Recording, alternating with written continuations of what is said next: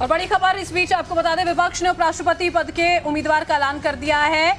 Margaret Alva विपक्ष की उम्मीदवार होंगी। बड़ी खबर इस वक्त की आपको बता रहे हैं। उपराष्ट्रपति उम्मीदवार का ऐलान अब विपक्ष की ओर भी कर दिया गया है। मार्गरेट एल्वा विपक्ष की उम्मीदवार होंगी, ये बोला जा रहा था। देखिए पहले ही कि राजनीति का एक बहुत सक्रिय नाम निकलकर सामने नहीं आने वाला है विपक्ष की ओर से।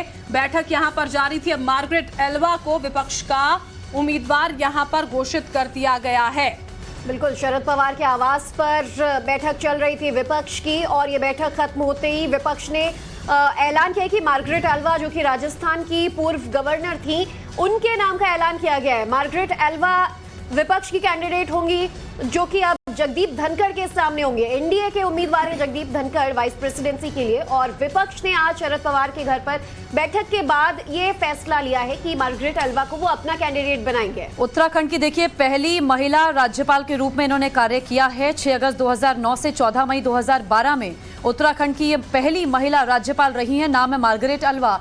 एक तरफ जगदीप धनखड़, जो बंगाल में राज्यपाल के तौर पर अपनी जिम्मेदारी निभा रहे थे, और अब आप देखिए मार्गरेट एल्वा का नाम सामने आ गया है विपक्षी उपराष्ट्रपति उम्मीदवार के तौर पर। और भारत के मतलब राजस्थान राज्य की राज्यपाल भी रही हैं मार्गरेट एल्वा।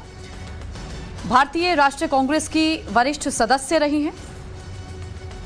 अखिल भारतीय कांग्रेस समिति की आम सचिव भी बताई जा रही हैं, और मर्सी रवि अवार्ड से इन्हें सम्मानित भी किया जा चुका है। तो विपक्ष ने उपराष्ट्रपति उम्मीदवार का ऐलान कर दिया है। नाम रखा है मार्गरेट एल्वा का सामने। एक तरफ जगदीप धनखड़, जो एनडीए की तरफ से उपराष्ट्रपति उम्मीदवार होंगे, वहीं दूसरी तरफ विपक्ष ने उपराष्ट्रपति उम्मीदवार के तौर पर मार्गरेट को मैदान में उतारा है। बिल्कुल, देखिए वर्तमान की अगर अभी हम फिलहाल बात करते हैं, उपराष्ट्रपति हैं वेंकैया नायडू। उनका कार्यकाल 10 तारीख को खत्म हो रहा है।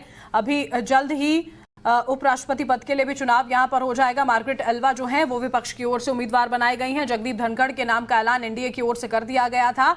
अब क्योंकि चर्चाएं पहले ये थी ज्योति जाहिर तौर पर कि अगर दोनों तरफ से एक नाम पर सहमति बन जाती है तो यहां पर मैदान में नहीं उतारना पड़ेगा एक और नाम को, विपक्षी पार्टियों को यहां पर। लेकिन अब आखिरकार नाम का ऐलान हो गया है, और अब जल्द ही नामांकन की भी जो प्रक्रिया है वो शुरू हो जाएगी। बिल्कुल, हालांकि देखने वाली बात ये होगी कि क्या विपक्ष एकजुट है। इस पर तमाम दल जो हैं वो मार्गरेट एल्वा का समर्थन करेंगे जब साबित करना होगा। और ऐसे में चूंकि राष्ट्रपति पद के लिए विपक्षी दल भी कई ऐसे हैं जो द्रौपदी मुर्मू का समर्थन कर रहे हैं, भले ही वो एनडीए दल के उम्मीदवार हों।